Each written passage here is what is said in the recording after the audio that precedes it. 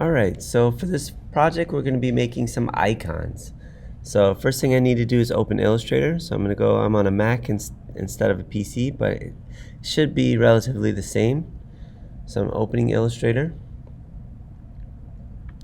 Next thing I'm going to do is I'm going to click New File. So there's two places I can do this. I can go to File and go to New, or I can click on New File right here on the left. Alright, and it gives me my new document dialog box. Alright, so the first thing I'm going to do is I'm going to title my document. So I'm going to type in my last name.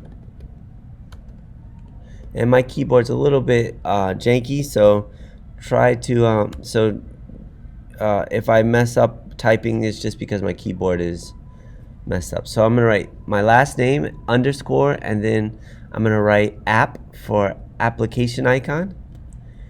I'm going to change my width to 600 pixels. I'm going to change this to pixels. Let me do that again. Change it first to pixels, and then I'm going to change the width to 600, and I'm going to change my height to 600 as well. Alright, I'm going to say 2 artboards, and I don't have to worry about my orientation because it's a perfect square, 600 by 600. And I'm going to go down here to my raster, and I'm going to change it to screen, which is 72 pixels per inch, meaning this is only set up for a screen. I don't print this, I just leave it at screen. My color mode should be RGB if I'm going to do it for a screen. Alright, and then I'm going to click create. Alright, so I have my 2 artboards. And what I'm going to do is I'm going to go to my workspaces. So I'm going to go to Window at the top of my screen, Workspace, and I'm going to change it to Essentials Classic. Right now it's on Essentials. I'm going to go Window, Workspace, Essential Classic. Alright, and this just changes my layout a little bit. It gives me my option bar at the top, and I still have my things like my properties and other things there, but it gives me this nice option bar at the top. So with my rectangle tool, I'm going to click M for rectangle. So M on your keyboard and gives me a rectangle tool. And I'm going to go up to my options bar at the top, and I'm going to click on my fill. So this is the fill of the shape that I'm about to create. I'm going to click this red line, which means none. So I don't have a fill. I'm going to make sure my stroke is black, so I'm going to click on black, and I'm going to change my stroke width to 6 pixels. So now I'm going to go down to my left artboard, and I'm going to draw out a square rectangle. So good morning, Cougars. Today is Wednesday, January 4th. Alright, I just paused that because of the announcements. Alright, so next thing we're going to do, we have our rectangle. With our rectangle selected still, it's still selected. You see the blue lines going around it. I'm going to go up to my options bar at the top, and I'm going to click on the one that says shape all the way on the right hand side. So shape properties, I'm going to click that. I'm going to unconstrain the width, and I'm going to write 360 for the width, and for the height I just double clicked on that, 60 for the height.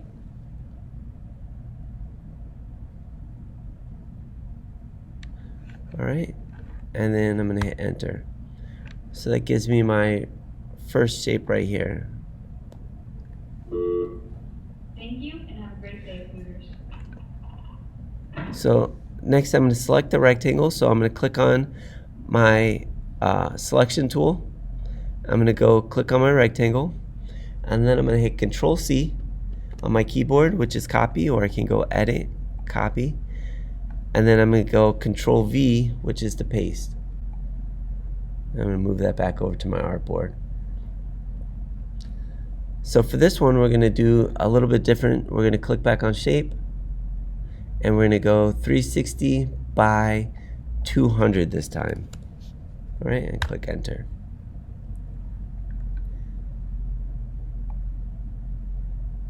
All right, and so now we have two different shapes. So my stroke on this one should be 6 pixels. So I want to make sure I go back and change that to 6 pixels. 6 point, I mean. I don't know why they're changed to 3 point. Alright, so I'm going to select the rectangle on top.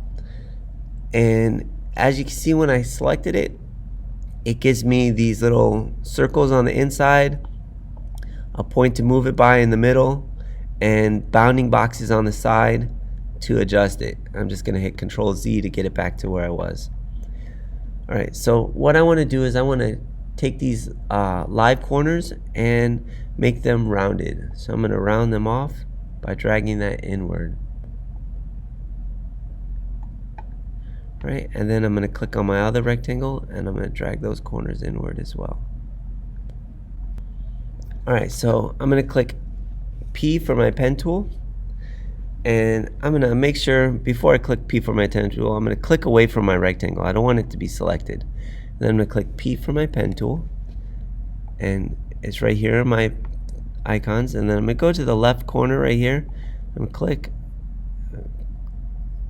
I'm using my snap, so it should snap right to the middle, and then I'm going to go to the right side and snap it in there. And then I'm going to hit my escape key on my keyboard to deselect it. Alright. Alright, so now I'm going to go back to my selection tool. Oop.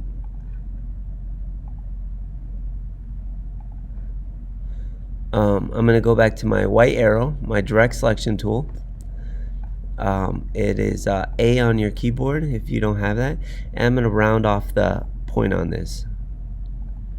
So in the future we'll round it a different way, but right now we're just going to round it using the rounding point right there. And what I'm going to do is I'm going to go down to my my line tool. I'm going to select my line tool and I'm going to drag up from my point here. Oops. I'm going to drag up like that to make the bottom of my envelope. And then I'm going to go to Object, Transform, Reflect. I'm going to click Copy. And I'm going to drag this to the other side. That way it's a direct copy of the first one. Alright. Alright, so now that we have our envelope, I'm going to go to my selection tool. I'm going to drag across this like this. So I drag so I get all the different things, and then I'm going to group it. Control G will group it. So, or you can go Object, Group, or let's see if you can right click on it. Right click, Group. So any of those will work. I prefer you not to do too many right clicks because I don't want you to get in the habit of doing that for the actual certification test. But it's good to know that it's there, that right click group. Next thing we're going to do is we're going to change the stroke on this. There's 2 places to do that, or 3 places. Up in the options bar, stroke weight, we can change it to 14 point right there. We can come over here to properties and change it to 14 point, or we can go to window and go down to stroke, and we're going to change it to 14 point like that.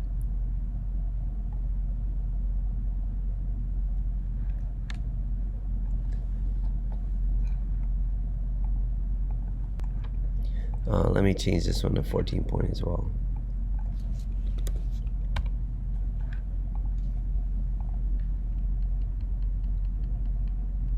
I'm just hitting my up arrow on my keyboard to move that up a little bit.